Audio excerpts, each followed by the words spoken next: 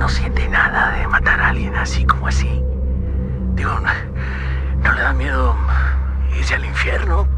El infierno me queda la chingada. El infierno es aquí merito.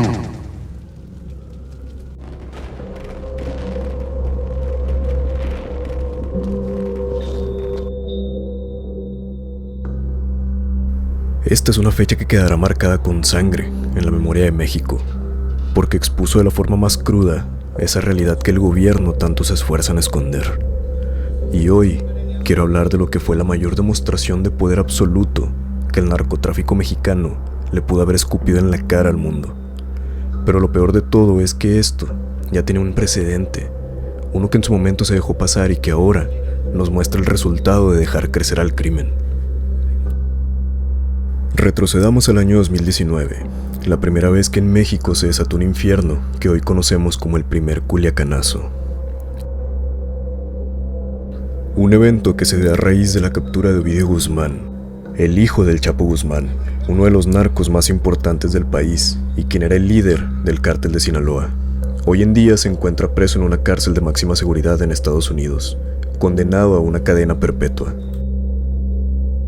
Aquella vez Sinaloa se transformó de la noche a la mañana en una auténtica zona de guerra que perturbadoramente sigue cobrando vidas hasta el día de hoy.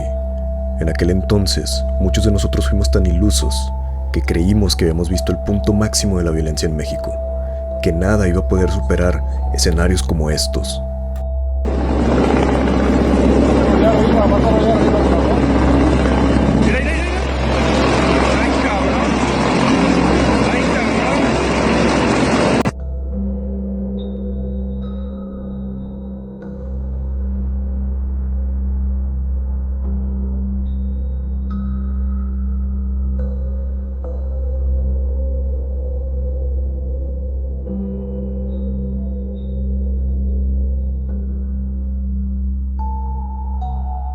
Aquella vez incluso reportaron la participación de niños dentro de los enfrentamientos.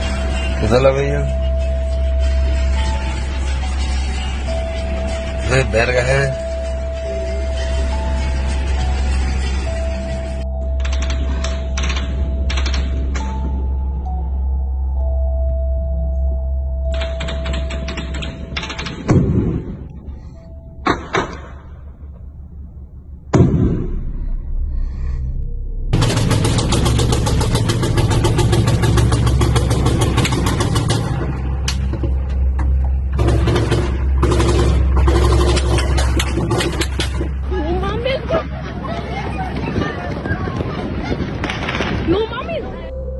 El tiempo nos hizo ver que estábamos equivocados.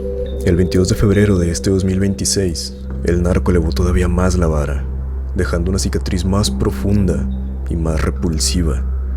Este fue el día en que Rubén Oseguera, mejor conocido como el Mencho, difunto líder del CJNG, fue abatido. Pero su caída no trajo la paz, todo lo contrario, trajo una ola de sangre, una ola de violencia, que no se conformó con solo devorar una ciudad. Esto se extendió como un cáncer, una carnicería que alcanzó casi 20 estados de la República. Algo que si hacemos cuentas, es más de la mitad del país. Más de la mitad ardiendo al mismo tiempo.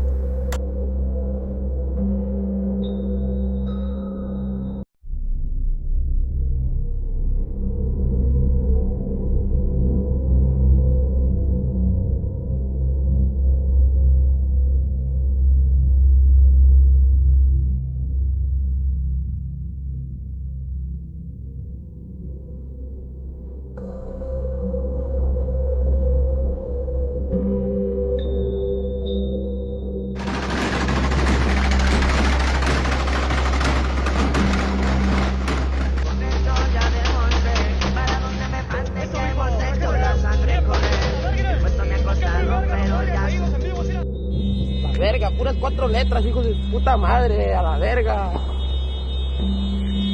Prendidos a la verga, putos, mira. Y al igual que en 2019, aquí también se reportó la participación de menores dentro de todo esto. Así nomás, mira, ya quemé estos 2 carros a la verga. Las. Incluso llegaron a utilizar maquinaria pesada para poder cortar las carreteras y dejar la ciudad incomunicada, evitando que entraran soldados o que saliera alguien de la ciudad. Pasan pura verga, mira. Algo bien.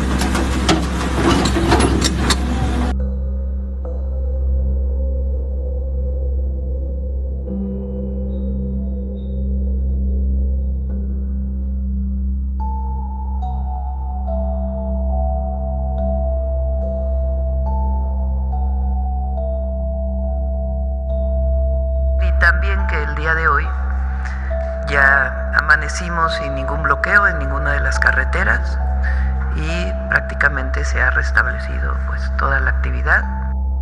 Mira, Claudia, tu información. Solo nos lleva la desinformación. El día de hoy anunciaron que ya no hay ni una carretera bloqueada.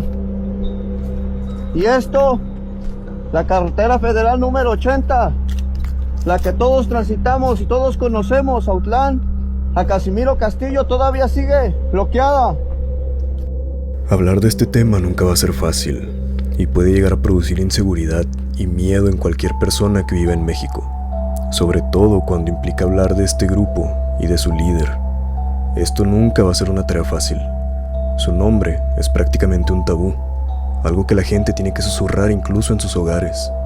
En vida, este hombre no solo fue uno de los líderes criminales más grandes y sanguinarios que ha tenido México, fue la representación misma del terror.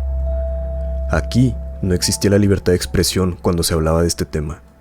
Un simple desliz frente a una pantalla, un comentario inoportuno en internet, podía llegar a firmar irrevocablemente tu muerte. Y si te parece algo exagerado, o si piensas que detrás de un monitor no puede pasar nada y que estás a salvo, déjame refrescarte la memoria con el macabro y trágico hecho de Juan Luis Lagunas, o alguien que tal vez recuerdes mejor como el pirata de Culiacán. Uno de los tantos personajes de internet, pero a quien una broma y un momento de estupidez y ebriedad lo llevaron a perder la vida y ser asesinado por el siguiente video en TikTok. Yo también puedo a traer lo que sea la verga. Así que el Mencho a mí me pela la verga.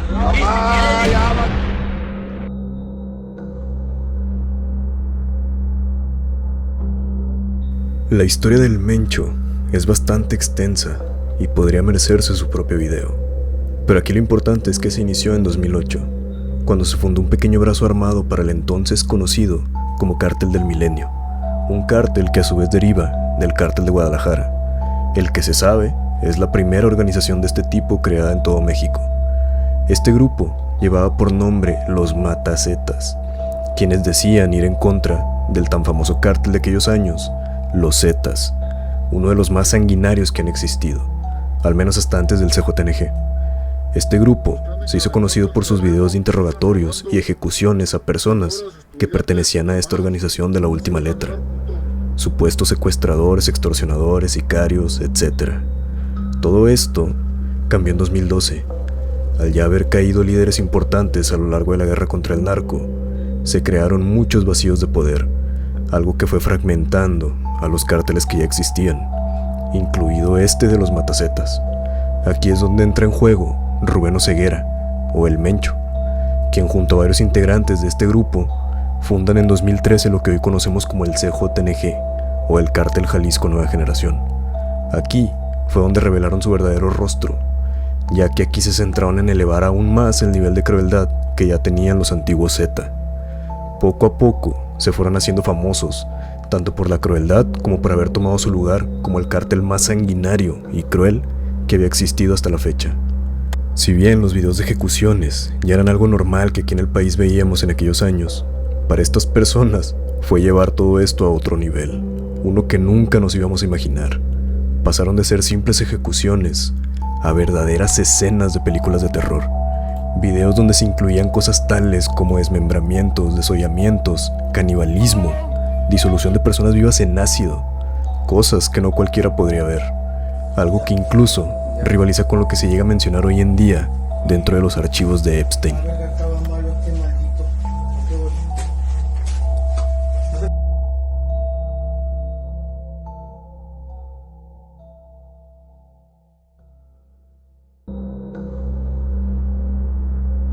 Con todo lo anterior visto, puedes dimensionar cómo es que este cártel, el CJNG, superó a los cárteles más grandes del país y logró absorber a muchos otros al suyo, llevándolos a tener una presencia en 28 de los 32 estados de México. Aquí es donde tenemos que detenernos un momento, para que podamos entender y procesar la magnitud de todo lo que ocurre el 22 de febrero, porque no estamos hablando de un incidente aislado, ni siquiera algo que ocurre en una sola ciudad. Hablamos de algo que terminó absorbiendo la mitad de un país, un territorio inmenso, una nación entera de casi 135 millones de personas, que de un segundo a otro, y sin ningún aviso, se vieron arrastrados a la misma pesadilla.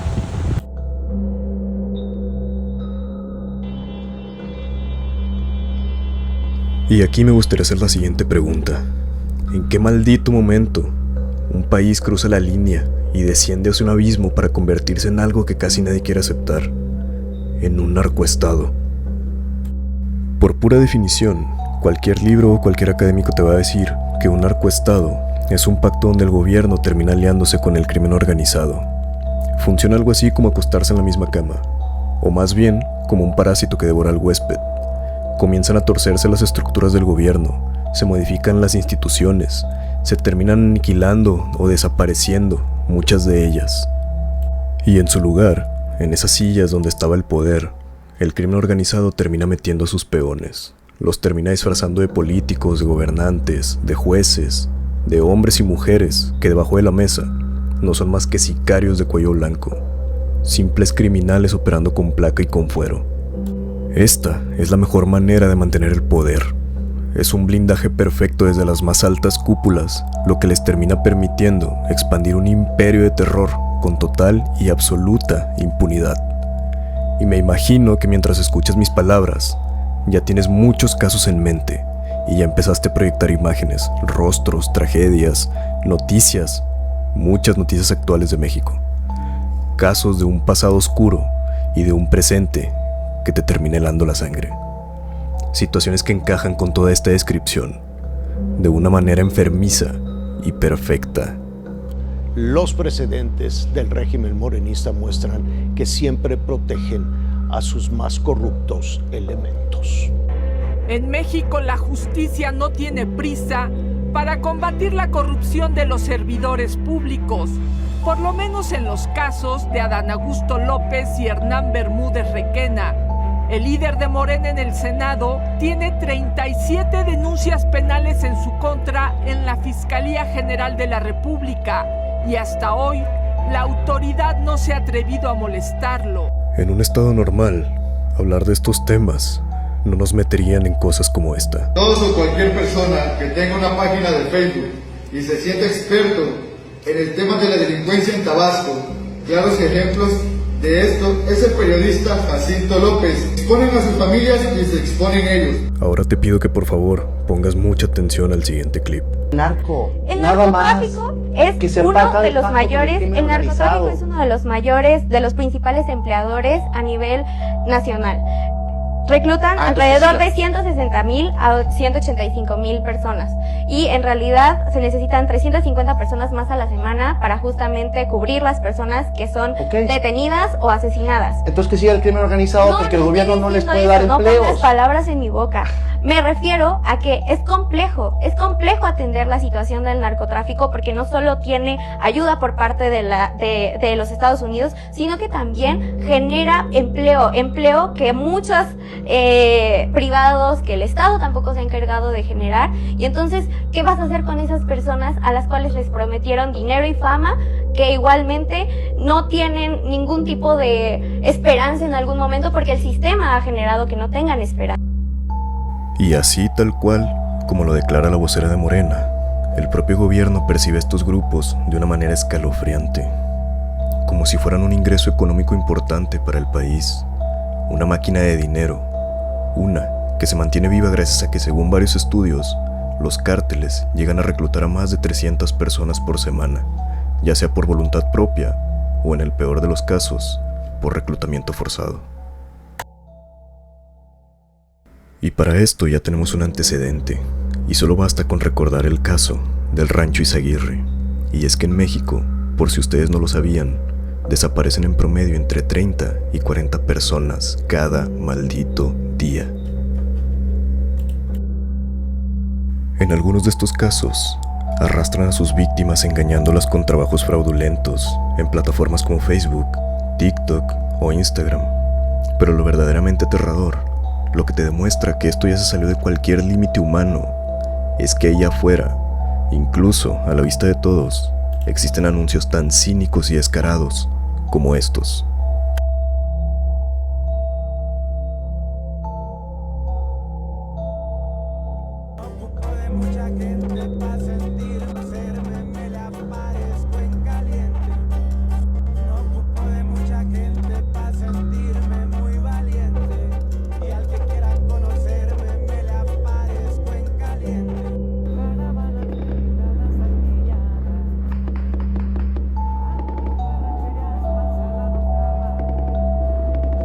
Pero ¿qué podemos esperar cuando nuestros propios gobernantes y sus seguidores nos dicen cosas como las siguientes?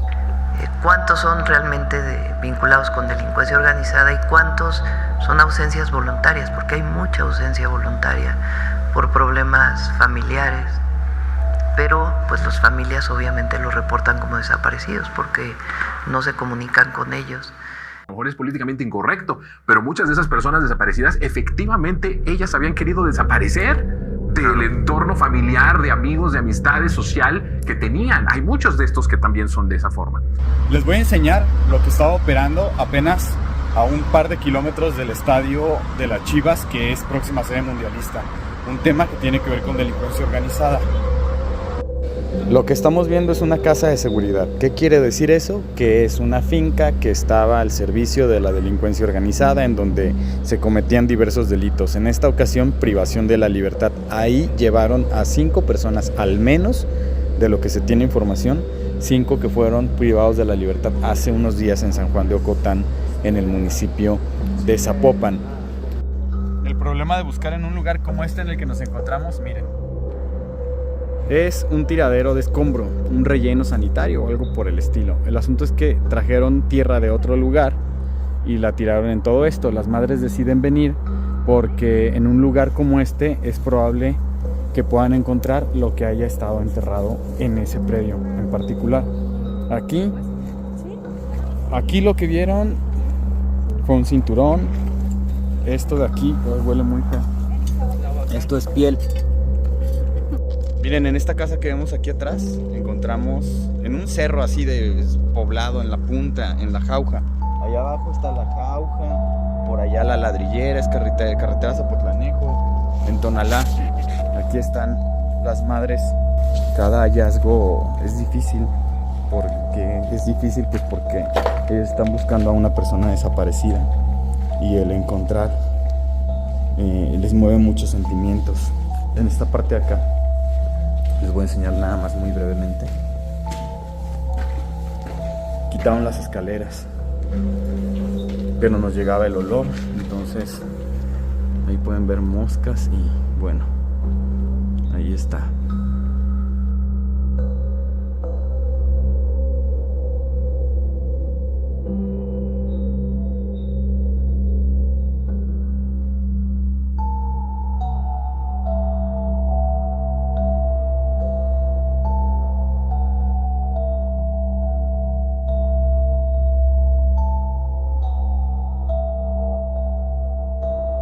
Desde hace más o menos un año, hay una pregunta muy importante que hay que analizar a fondo.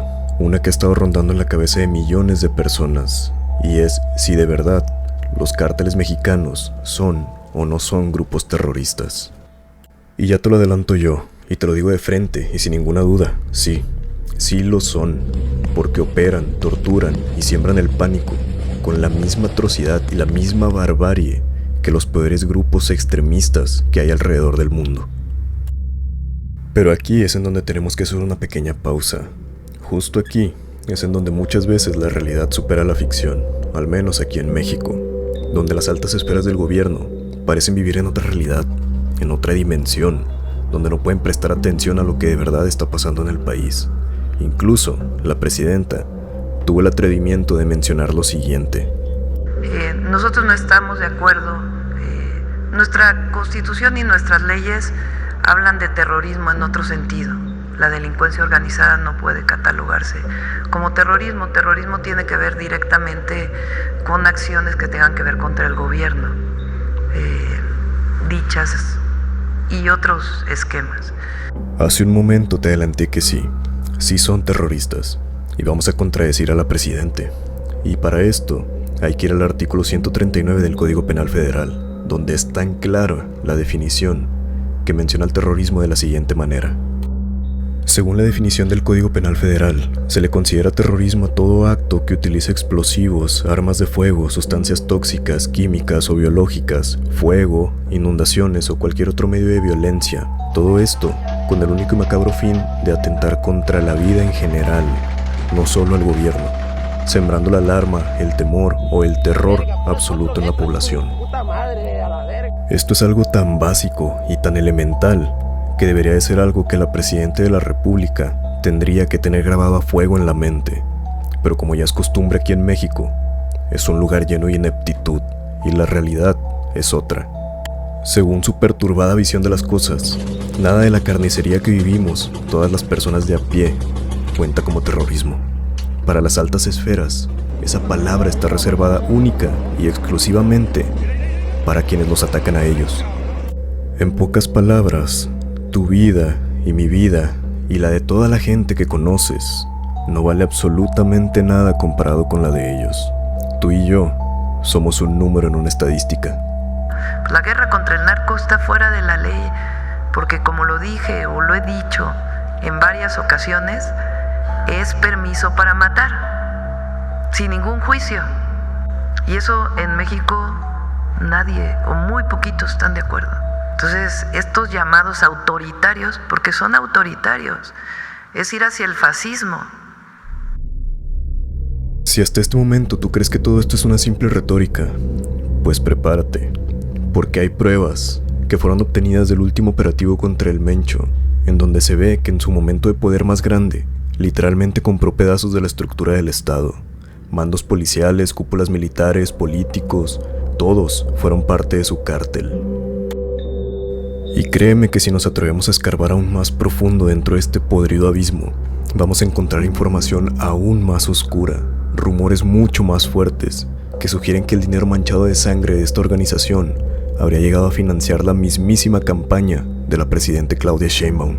Esta no es una acusación al azar, esta es una acusación fuerte, hecha y destapada por una de las figuras más perseguidas en todo México, la periodista de investigación Anabel Hernández. Ella es una mujer que ha dedicado su vida a caminar por la cuerda floja, prácticamente dejando que la muerte le respire en la nuca, solo por querer enseñar esa relación que existe entre los cárteles y la cúpula de los políticos en México.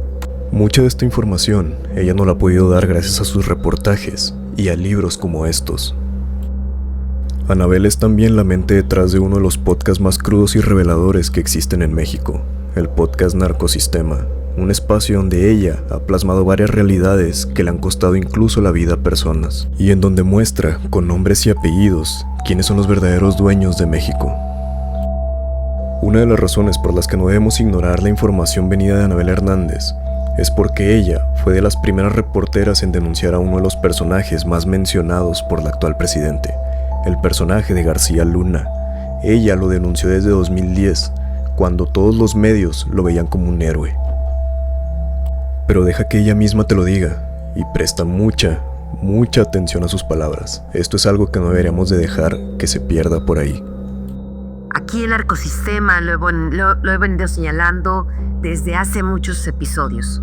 El pacto con grupos criminales que hizo Andrés Manuel López Obrador para llegar a la presidencia en 2018 con el cártel de Sinaloa, después lo amplió al cártel Jalisco Nueva Generación. A principios de 2024, el Mencho convocó a sus principales jefes de plaza de toda la República Mexicana a una localidad, a un rancho ubicado en Puerto Vallarta, Jalisco. Y ahí les informó que a petición del gobierno de López Obrador, el cártel iba a apoyar el día de las elecciones presidenciales a la candidata Claudia Sheinbaum. A cambio de ese apoyo, de movilizar, de controlar el voto a favor de ella en las zonas de influencia, se les había prometido impunidad. Como prueba de buena voluntad del gobierno de López Obrador y de que su oferta iba en serio, el hermano y cómplice del Mencho, Abraham Oseguera, que había sido detenido días antes, fue milagrosamente puesto en libertad. Fuentes de inteligencia del gobierno mexicano me han revelado que incluso el líder del cártel Jalisco Nueva Generación habría entregado $20 millones para apoyar la campaña presidencial de Sheinbaum y que este dinero habría sido canalizado a través del hoy senador Gerardo Fernández Noroña, quien por cierto era coordinador de la campaña de la candidata morenista. Tal vez en un futuro toquemos más a fondo este punto de la financiación, y también para poder dedicarle un buen tiempo a este pedazo de basura de Gerardo Fernández Noroña, el actual presidente del Senado por parte de Morena.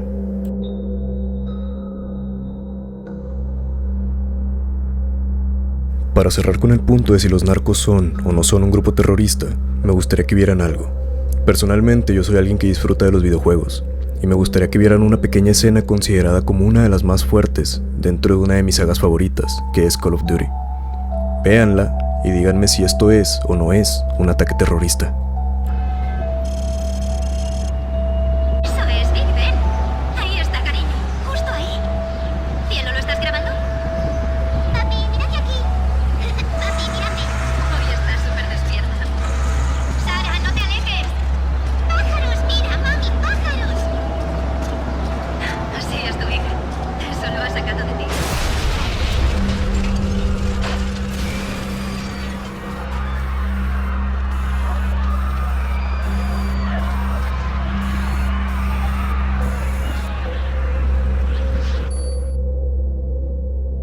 Creo que todos estaremos de acuerdo de que esa escena entra en la descripción del artículo 139 del Código Penal Federal.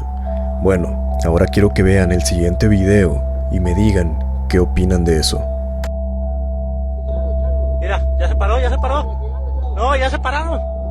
Aguanta, aguanta, aguanta. Ya. Chingada tu madre. Esto que acaban de ver fue un ataque hecho con un coche bomba durante los eventos de Guadalajara el pasado 22 de febrero, después de la caída del Mencho. Aquí, el capitán Leonel Cardoso Gómez fue asesinado. Él era coordinador del Batallón de Seguridad de Carreteras e Instalaciones de la Guardia Nacional y falleció ese domingo tras estallarle un coche bomba que fue dejado en el camino cuando prestaban apoyo en San Juan de los Lagos. Ahora me gustaría que me dijeras si ellos son o no terroristas. Pero si todavía no te queda claro, me gustaría que también vieras las siguientes imágenes.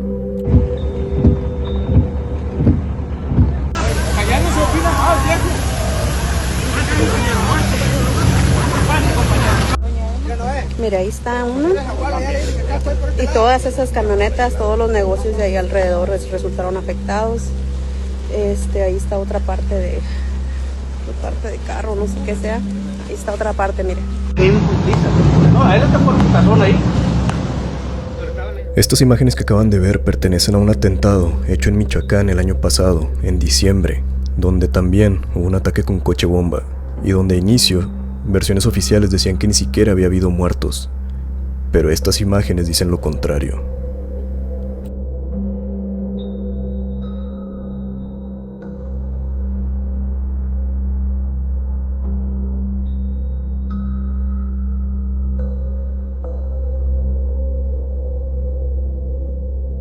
A mí me gustaría saber si de verdad vamos a seguir fingiendo que estos no son actos terroristas y que los narcos no son terroristas, porque al parecer nuestro presidente y el gobierno consideran que no lo son, e incluso llegaron a decir este tipo de cosas.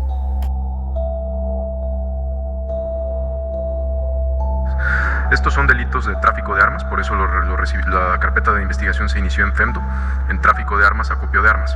No es por terrorismo, como sabemos en la ley tanto mexicana como internacional. Pues el terrorismo es para imponer objetivos políticos, ideológicos, religiosos o sociales. En este caso, son actos criminales para ampliar sus actividades criminales. Pero bueno, supongo que estas cosas las hacen con cariño y no con la finalidad de causar terror.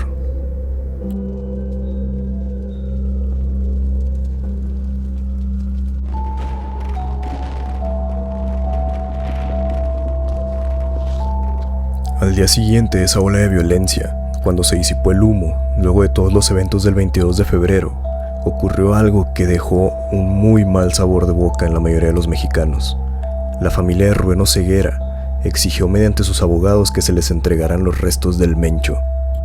El cuerpo de Nemesio Oseguera Cervantes, conocido como el Mencho, líder del cártel Jalisco Nueva Generación, permanece esta noche en la Fiscalía General de la República en la Ciudad de México, luego de ser identificado genéticamente por autoridades federales.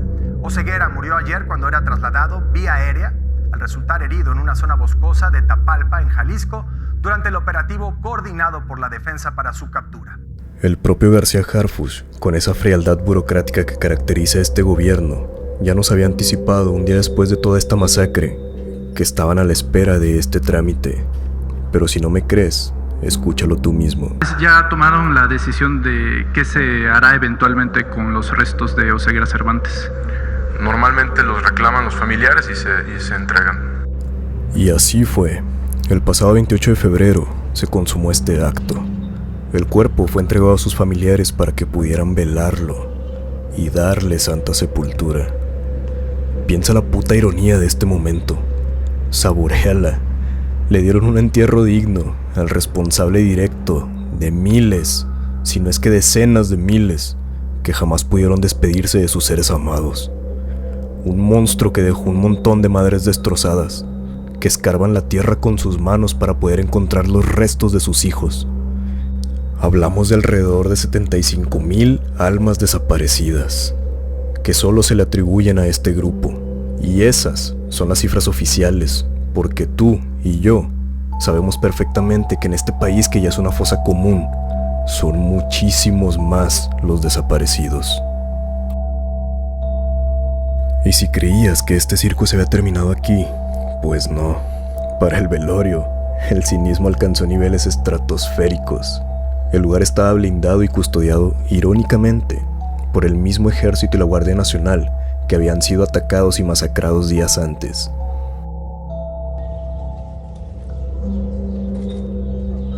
Y esto que ves aquí son imágenes del funeral. Por si alguna vez te habías preguntado cómo era el funeral de uno de los más grandes capos del narco en México, porque aquí incluso hasta desfilaron con banda para poder despedirlo.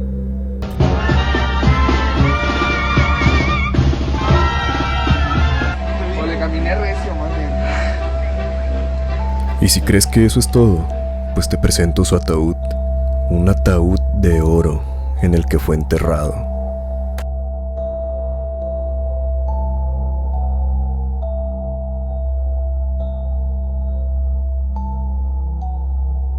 Ahora, me gustaría que por un momento imaginaras que eres un elemento de la Guardia Nacional, o un soldado, y que estás ahí, parado, custodiando los restos del hombre que masacró a tus amigos, a tus hermanos de armas.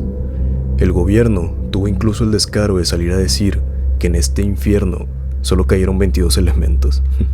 22. Si tienes el valor para ver los videos que están sin censura circulando en redes, te vas a dar cuenta de que fueron muchos más que esos.